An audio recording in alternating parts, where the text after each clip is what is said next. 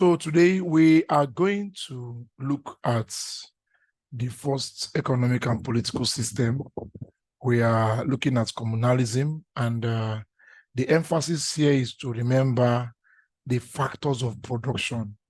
Who controls the factors of production, or what is the factor of production that was in demand as at that time? I think the factor of production includes land, capital, entrepreneurship. Yes, I think there are four of them. So in the communalism era, which in my opinion, I think is the oldest of the economic and political system that was employed on earth, I think so. So it's a political and economic arrangement which emphasizes the collectivity. That means it emphasizes the community. The individuality is not remembered. People don't think of themselves, rather they think of the community. It ensures, it underscores oneness. Love for one another exists in the community. So the community is what matters. The individual doesn't. In a communal society, members pursue a common goal, right? Members pursue a common goal, not individualistic goals. So if there is a project, everybody works at it together.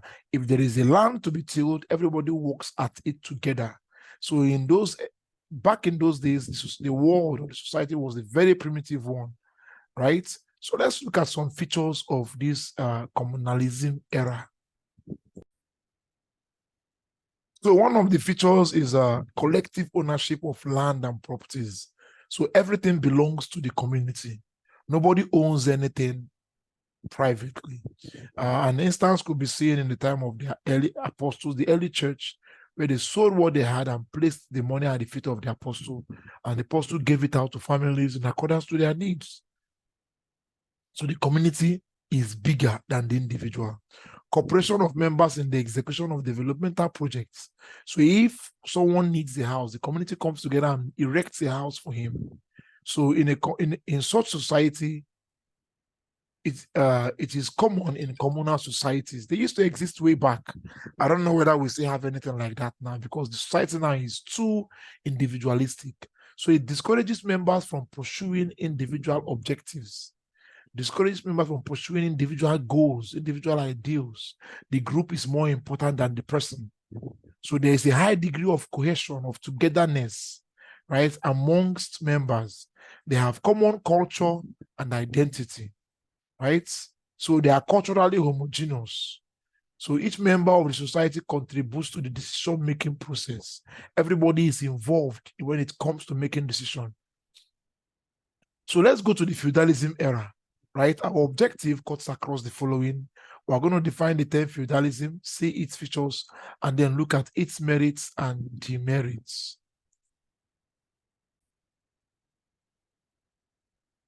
So feudalism, it's the primitive system, economic system. It was based on hierarchical order of land ownership. So land was the real deal, not money, not entrepreneurship, land. Who owns all the land? So the land was held in hierarchy. All lands in the community belongs to the king. Very important.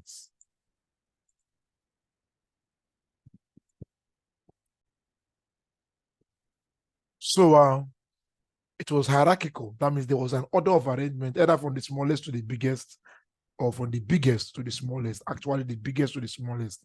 From the king, it trickles down. The ownership of land. So it is primitive. It took place, happened in the Middle Ages in Europe, not in Africa. I don't know whether it happened in Africa, but if you read more about the European history during the time of the Crusades and thereabout, this kind of economic and political system was practiced. So land ownership was vested in the king or the monarch. He controls all the land. He controls everything. So the landowner, the king, passes out this land.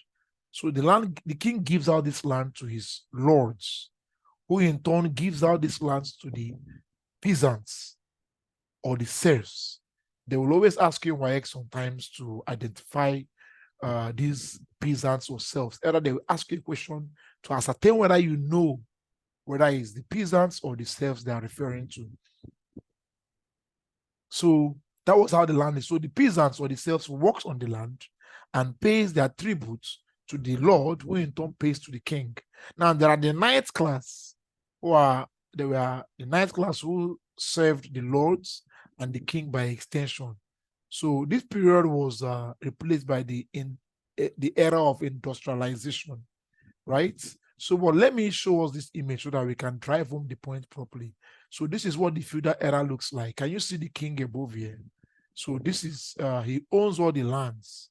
So he gives these lands to his vassals, to his loyal lords, lords who are loyal to him, right? So the lords have the knights.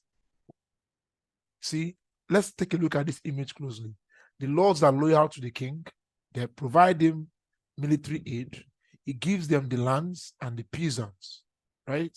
So these lords here give food to the knights, the military class, give them protection, give them shelter, right?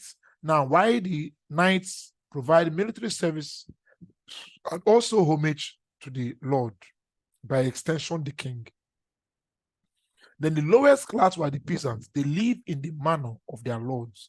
The lords have this big castle or big abode. I don't know whether castle was a bit not for everybody way back then, but the lord lives in this big manor. You will see the question come up most often in past question. Manor is in what era was that term used? Feudal era. So the lord gives them protection, gives them food, and gives them shelter. They pay rents, right? They farm on the land. Now, the thing about these peasants is that if you are born in this level, you die this level. You can't progress, right? Your destiny is to become a peasant till you die. Your children become peasants till they die, right? So there was no upward mobility here, right? So if you die, your children continue to serve the children of their Lord, right? So that's how it is from time to time. So features of the feudal era, the system was based on land ownership and control. The landlords exercised governmental powers, that means the lords. The feudal system was highly autocratic and totalitarian. So everything is under strict control. Everybody knows their place in the society, right? The king and lords and other rich landlords employ the services of the peasants and the serfs, right? So the serfs and the peasants work in the field of the lords, by extension, the king's field. And the landlords are bound to protect their serfs or the peasants. And the serfs are also to pay homage to the landlords annually in money or in kind, maybe based on the products of the land, right? What are the merits, the gains of this period? It provided the peasants with a level of security, right? So they were protected by their lords. Now, the land users or the serfs hold this land or fief, so the land can also be called fief, in return for services they render to the king or lords, as the case may be. So they are given this land to till on it, and then that means from there they can now provide services for the king in terms of food and money and whatsoever. The landowners or lords are duty bound to protect their serfs. See? So they protect them so that they can work properly. The system is characterized by a close personal bond between the lord and the serfs. So there was this close relationship because the serfs and their lords live together in the manor. While the lords occupy the upper part of the manor, the serfs live down with their family around the manor or within the manor for security reasons and protection as well. So it created a sort of freedom and love and self-reliance among the members of the upper class, right? So they were free. They were not directly working to earn their keep. I mean, those in the upper class. And it provided the peasants with land on which to make a living. So the peasants or the serfs are working hard on the land to make a living.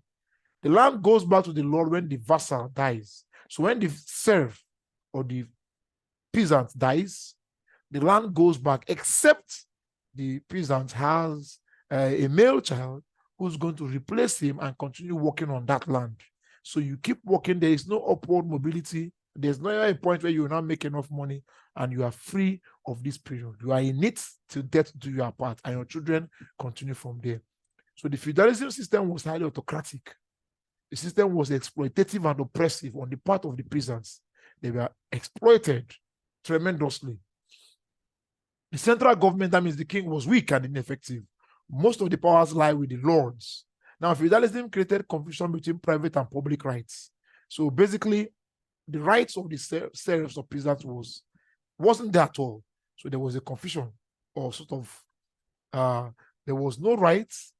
The right of the serfs was determined by their lords whom they live with, right? So there was no rights, no fundamental human rights, or no private right, basically individualistic rights. The serfs exist to serve their lord. Now, the landlord disregarded government directives and instruction because landowners were powerful than the government. So the landowners, the lords, were way stronger than the king, so they could do what they want to do and get away with it, basically, right?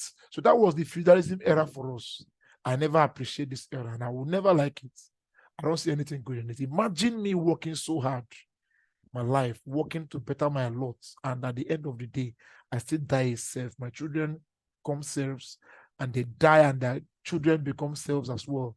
So you don't escape this system. It is deterministic, or should I use that term? So it doesn't reward your efforts. No matter how hard you work, you are stuck in that same position. It is your fate to remain a serf or a peasant for eternity. So it's horrible. So we looked at feudalism and we looked at communalism. So go through them. If you have any questions, please drop it in the comment section. I'm going to be there to discuss with you, right?